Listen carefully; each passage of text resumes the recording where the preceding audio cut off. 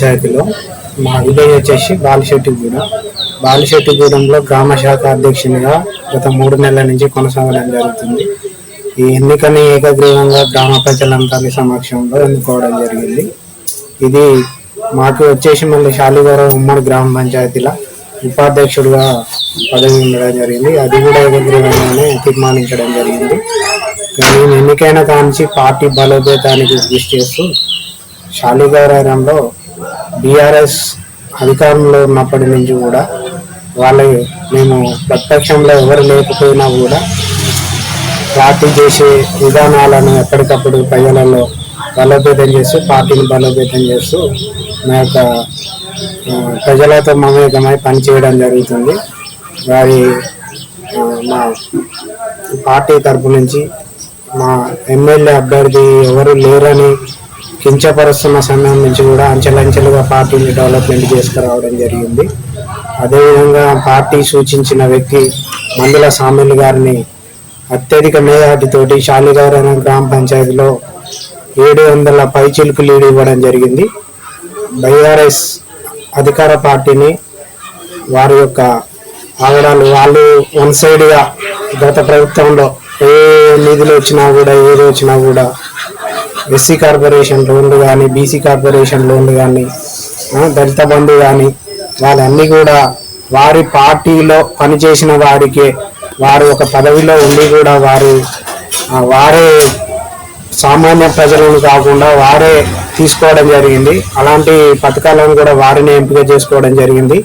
శాలిగౌరవంలో ఇల్లు వచ్చినా కూడా ఒక ఎస్సీ సామాజిక వర్గంలో ఒక 2-3 ఇళ్లను మాత్రమే కేటాయించడం జరిగింది. మొత్తం కూడా వారి పార్టీలో ఉన్న వారికి బీసీ వారికి ఎక్కువ ఇండ్లు కేటాయించడం జరిగింది.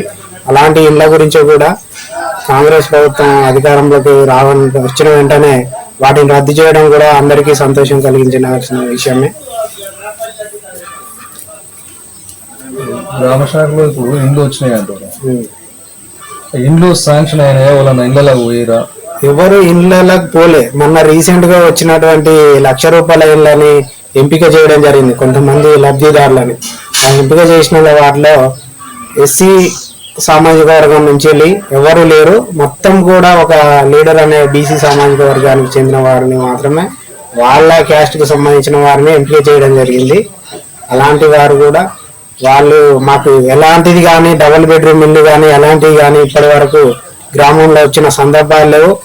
ఇక్కడ కేటాయిస్తున్నాం అనే ముచ్చట కూడా ప్రస్తావన కూడా లేదు అసలు ఇప్పటి వరకు కూడా. దళిత బంధు ఎంతమందికి వచ్చారు? ఎంతమంది అప్లికేషన్ పెట్టారు? దళిత బంధు ఇప్పుడు కాంగ్రెస్ గవర్నమెంట్ కొనసాగిస్తుందా? ఆ స్థానంలో లేకుంటే ఇప్పుడు అప్లికేషన్ పెట్టుకున్న వాళ్ళకి ఇస్తుందా, లేకుంటే ఇప్పుడు కొత్తగా పెట్టుకున్న వాళ్ళకి ఇస్తారా? అది వేచి చూడాలి ప్రభుత్వం ఏ నిర్ణయం తీసుకుంటుందో. మా పిసిసి అధ్యక్షులు రేవంత్ రెడ్డి గారు, మన సీఎం గారు రేవంత్ రెడ్డి గారు ఏ విధమైన ఆలోచన చేస్తారు, ప్రభుత్వం ఏ నిర్ణయం తీసుకుంటుంది అనేది వేచి చూడాల్సిన అవసరం ఉంది. దాని గురించి ఎలాంటి నిర్ణయం తీసుకున్నా కూడా వారు సామాన్యులను మాత్రం అర్హులైన వారిని ఎవరిని కూడా ఎంపిక చేయలేదు. వారి పార్టీలో పనిచేసిన వారికి మాత్రమే, కిషోర్ అనుచరులకు మాత్రమే ఇవ్వడం జరిగింది. ఇక్కడ ఎమ్మెల్యేగా మాజీ ఎమ్మెల్యే ఉన్నటువంటి కిషోర్ అనుచరులకు మాత్రమే ఇవ్వడం జరిగింది. సామాన్యులకు ఎవరికి వచ్చినా కూడా సంతోషం. అందరికీ ఒక నిరుపేద డెవలప్ అవుతుందంటే, వాళ్ళకి ఒక ఆర్థిక సాయం వచ్చిందంటే అందరూ కూడా దాన్ని స్వాగతిస్తారు. ఎవరు కూడా పార్టీలకు అతీతంగా స్వాగతిస్తారు. అలాంటివి జరగకుండా కేవలం పార్టీలో తిరిగే వారికి దాంట్లో ఒక సర్పంచ్ స్థాయి క్యాండిడేట్లు కూడా ఎంపిక కావడం వారి కొంచెం పేదలకు అన్యాయమే జరుగుతుంది. ఇప్పటి వరకు అయితే అలాంటిది అయితే ఇంతవరకు మా ఊర్లోనైతే ఎవరికి ఇంకా దళిత బంధు రాలేదు. కాకపోతే లబ్ధిదారులను మాత్రం ఎంపిక చేయడం జరిగింది. మా ఊర్లో ఒక 8 మందిని ఎంపిక చేయడం జరిగింది. అందులో మొత్తం కూడా బీఆర్ఎస్ వారు మాత్రమే ఉన్నారు. ఇప్పటి వరకు ఎవరు కూడా సామాన్యులకు మాత్రం ఎవరికి కూడా కేటాయించారు. ఇప్పుడు మందుల సామె గెలిపించుకోరు. ఇదివరకు మందుల సామె చేసిన పనులేంది? ఇదివరకు ఉన్నట్టు ఇప్పుడు కంటిన్యూగా ప్రజల్లో ఉంటాడు అనుకుంటున్నారా? ఖచ్చితంగా ఇప్పుడు మా పార్టీ ఆదేశానం వారికి సీటు కేటాయించినప్పటికీ పార్టీ గురించి కష్టపడి పార్టీ క్యాండిడేట్ ఎవరైనా సరే వారిని గెలిపించాలని కంకణబద్దులై పనిచేయడం జరిగింది. వారు ఖచ్చితంగా పార్టీ కోసం పనిచేస్తారు. వారికి అందుకనే ప్రజలు ఆ నమ్మకంతో 50,000 పైచిలుకులు 30,000 పైచిలుకులు ఇవ్వడం జరిగింది. వారికి ఖచ్చితంగా పార్టీలోనే ఉంటారు. అధికారంలో పార్టీ ఉన్నది, ఇప్పుడు ఎలాంటి కొరవ లేదు కాబట్టి పార్టీలో ఉంటారు. పార్టీ కోసం లేదంటే పార్టీలకు అతీతంగా సామాన్య నిరుపేదల కోసం పనిచేశారనే నమ్మకం అయితే మాకున్నది. ఇదివరకు గత గవర్నమెంట్ ఏం చేసిందంటే వాళ్ళ సొంత క్యాండిడేట్స్ వాళ్ళకే ఇచ్చింది, అందులో సర్పంచ్ స్థాయి వాళ్ళకి ఇచ్చిందని అంటుంది. ఇప్పుడు మందుల సామాన్లు మీ ఎమ్మెల్యే గిట్ట వాళ్ళ స్థాయి వారికి వాళ్ళ దగ్గర వారికే కేటాయిస్తారా, లేకుంటే అందరికీ వచ్చే విధంగా ఇల్లు కేటాయిస్తారా? టీఆర్ఎస్ గవర్నమెంట్ కేటాయించినట్టు 1-2 ఇల్లు కేటాయించి ఆపుతారా? అలాంటిది ఏం లేదు. టీఆర్ఎస్ వాళ్ళు కేటాయించినట్లు అనేది కాదు. మా నిర్ణయం కూడా ఏంటంటే ఇక్కడ గ్రామ శాఖగా ఉండి సామాన్యులకు నిరుపేదలు ఎవరైతే ఉన్నారో వారికి రావడానికే కృషి చేస్తాం. వారిని మాత్రం సూచించడం జరుగుతుంది. పార్టీలు అనేది కాదు, పార్టీలకు అతీతంగా అందరికి కూడా సమాన న్యాయం జరిగే విధంగా మా ఆధ్వర్యంలో అయితే మా గ్రామ శాఖ నుంచి ఖచ్చితంగా నిరుపేదలకే న్యాయం జరిగే విధంగా వారికి ఎవరైతే ఇల్లు లేవో ఎవరైతే బాధలు ఇబ్బందులకు గురి అవుతున్నారో వారికి మాత్రమే కేటాయించే విధంగా మా తరపు నుంచి కూడా ఖచ్చితంగా హామీ ఇస్తున్నాం. ఇది కేవలం పార్టీ వాళ్ళకు మాత్రమే కాకుండా పార్టీలకు అతీతంగా అన్ని పార్టీల వారికి నిరుపేదలు ఎవరైతే ఉన్నారో వారికి అందే విధంగా చూస్తాం. ఇప్పుడు నిన్న మన గ్రామ సభ జరిగినాయి, దాంట్లో ఎంతమంది అప్లికేషన్ ఇల్లు లేని వాళ్ళకి ఎంతమంది మీ స్థాయిలో ఏమైనా ఎంక్వైరీ చేసిరా, లేకపోతే డైరెక్ట్ ఉన్న దాంట్లో పెట్టుకున్న అప్లికేషన్ ప్రకారం వస్తారు? ప్రతి ఒక్కరికి అయితే అప్లికేషన్లు అనేవి ఫిల్ చేసి గ్రామ పంచాయతీ దగ్గర ఇచ్చారు.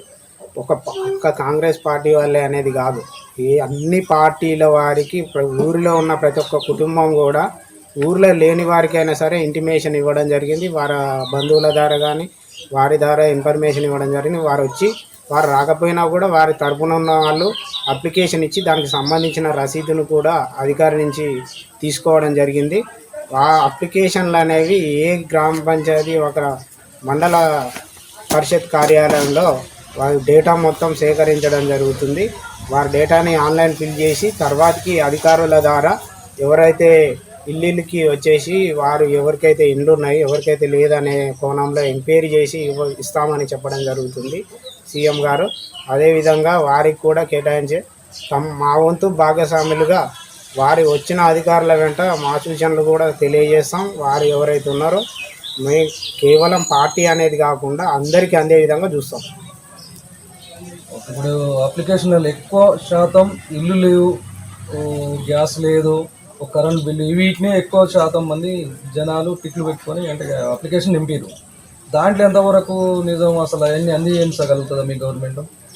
ఇప్పుడు నిన్న రేవంత్ రెడ్డి గారు కొన్ని ఛానల్స్ ఇంటర్వ్యూలో కూడా చెప్పడం జరిగింది. ప్రభుత్వం ఏ విధంగా ముందుకు పోతుంది అనే దాని గురించి కూడా వివరించడం జరిగింది.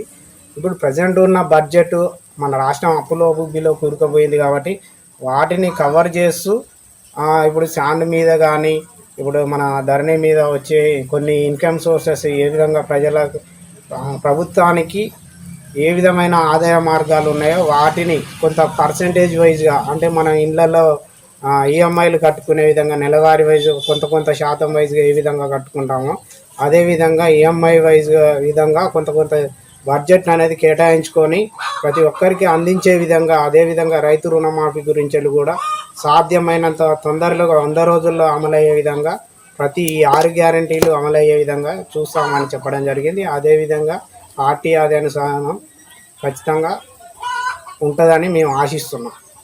6 గ్యారంటీలలో ఇప్పటివరకు ఎన్ని అమలు చేశారు? 6 గ్యారంటీలు వచ్చేసి ఇప్పటివరకు ఉచిత బస్సు కానీ ఇంకొకటి రాజీవ్ ఆరోగ్యశ్రీ కానీ వాటిని అమలు చేయడం జరిగింది. ఈ పండుగకి సంక్రాంతి పండుగలోపు ఈ 100 రోజుల్లో ఖచ్చితంగా ఇంకా కూడా ఈ మిగిలినటువంటి ఇంకో 3 గ్యారంటీలను సాధ్యమైతే మొత్తం మిగిలినటువంటి గ్యారంటీలను కూడా అమలు చేయాలని ప్రభుత్వం చూస్తుంది. ఇప్పటి వరకైతే 2 హామీలు అయితే ఇప్పుడు అమలుపరచడం జరుగుతుంది. ఉచిత బస్సు సౌకర్యం కానీ ఇంకోటి రాజు ఆరోగ్యశ్రీ వచ్చేసి దాని బడ్జెట్ పెంచి అదేవిధంగా ఈ 2 అమలయ్యే విధంగా చూడడం జరుగుతుంది. ఇప్పుడు ఉచిత బస్సులు వేసారు కానీ బస్సులు ఎక్కువ వేయకుండా అయ్యే బస్సులని గిట్ట కంటిన్యూ చేస్తారు, ఉండడమే తక్కువ బస్సులు ఉన్నాయి. ఇప్పుడు ఆ బస్సుల ద్వారా ఏంటంటే జనాలు చాలా ఇబ్బంది పడుతుంది. ఇప్పుడు లేడీస్ కంటే ఫ్రీ, జెంట్స్ గిట్లా పోతారు, వాళ్ళు పెట్టుబడి అనేది టికెట్ తీసుకొని డబ్బులు పెట్టి పోయేటోళ్ళకి ఇట్లా సీట్లు దొరకకుండా అవుతున్నాయి. ఇంకోటి ఏంటంటే వెహికల్స్ తక్కువ అయినాయి. ఇప్పుడు దీన్ని మీరు ఏ విధంగా చూస్తారు, గవర్నమెంట్కి ఏ విధంగా చెప్పాలో చూసుకుంటారు మీరు మాత్రం? ఇప్పుడు ఉచిత బస్సు అనే సౌకర్యం అనేది పెట్టినప్పుడు మన జనాల్ని లేడీస్ వాళ్ళని మనం ప్రభుత్వం తరపు నుంచి అయితే ఒక పథకాన్ని తీసుకురాగలుగుతాం.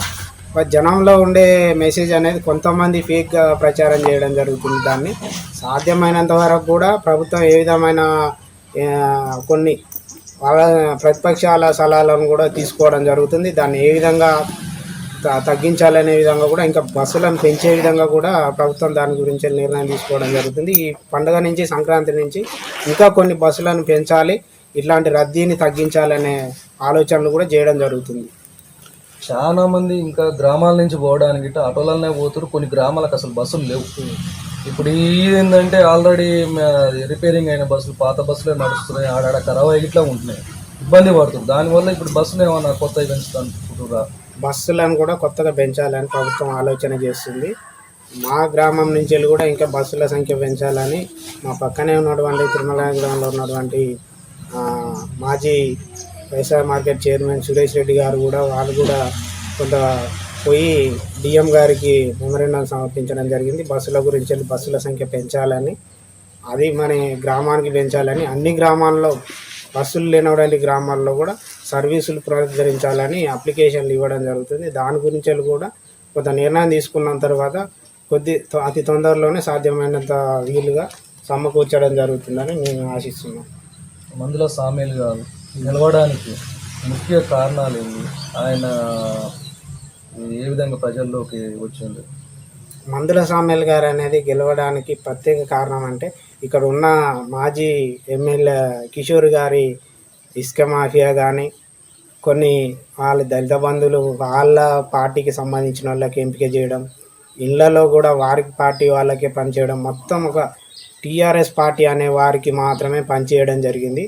అలాంటి ప్రజలలో పోయి ఇలాంటివి వ్యతిరేకంగా మొత్తం ఈ వాళ్ళ పార్టీ వారికే వాళ్ళ పార్టీలో తిరిగిన వాళ్ళకే ప్రభుత్వ పథకాలు కానీ ఏది కానీ ఏ లబ్ధి కూడా వారికే చేకూరే విధంగా వారు చేసిన కారణాలే వాళ్ళ ఓటమికి, మా గెలుపుకు ప్రత్యేక బలమైన బీజాలు నాటిన అవే ముఖ్య కారణాలు. అదేవిధంగా నిరుద్యోగులు కానీ, నిరుద్యోగులకు ఏ విధమైన ఇంప్లిమెంట్స్ లేకపోవడం, వారికి ఏ విధమైన జాబులు రాకపోవడం, గ్రూప్ 1 గ్రూప్ 2 లాంటి ఎగ్జామ్స్ కొన్ని గ్రూప్ 2 వాయిదా పడడం, గ్రూప్ 1 వచ్చేసి పేపర్స్ లీక్ కావడం, అలాంటి కారణాల వల్ల నిరుద్యోగులు, ఇంకా కొంతమంది ఇప్పుడు ఉన్నటువంటి ఈ విధమైన దళిత బంధు వారు బీసీ బంధులో కూడా వాళ్ళ కూడా పక్షపాతం వహించి వారి పార్టీలో తిరిగిన వారికే చెక్కులు వచ్చే విధంగా ఏర్పాటు చేయడం, వారికి మాత్రమే లబ్ధి చేకూరే విధంగా చేకూరడం వల్లనే ఇవాళ మందుల సామేలు గారు గెలవడానికి కారణం. వీరు బీఆర్ఎస్ మీద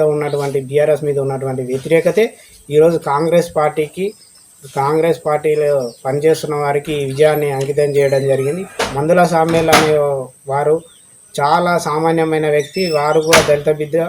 వారి కూడా రాజస్థాన్ హోటల్ కానీ అక్కడక్కడ వచ్చేసి అందరితో సామాన్య వ్యక్తిలాగా వారితో పాటు మమేకమై చిన్న అక్కడ టీ స్టాల్ దగ్గర టీ తాగిపోవడం, అలాంటి ప్రజలతో మమేకమై పనిచేయడం వల్లనే సామాన్య వ్యక్తిగా అసలుకి ఒక ధనబలానికి ఒక సామాన్యమైన వ్యక్తికి జరిగిన పోరాటంలో మందుల సామేలు గారు విజయం సాధించడం జరిగింది.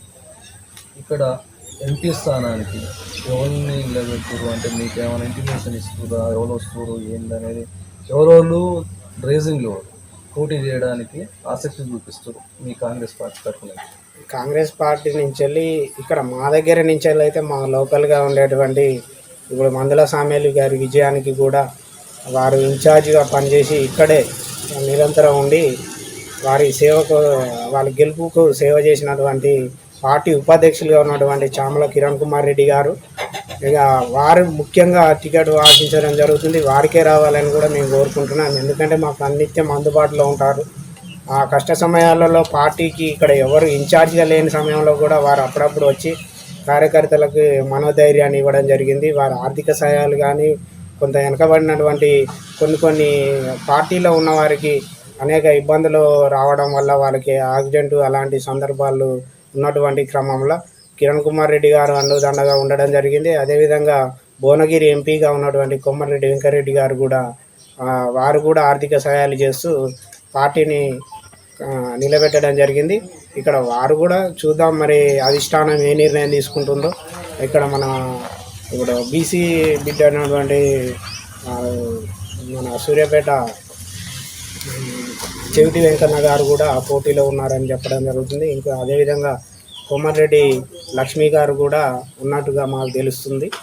చూద్దాం వీరందరికీ ఎవరికి పార్టీ ఇచ్చినా కూడా వారందరి గెలుపు కోసం పార్టీ తరఫున ఖచ్చితంగా గ్రామ శాఖ తరఫు నుంచి ఖచ్చితంగా వారి విజయానికి కృషి చేస్తాం.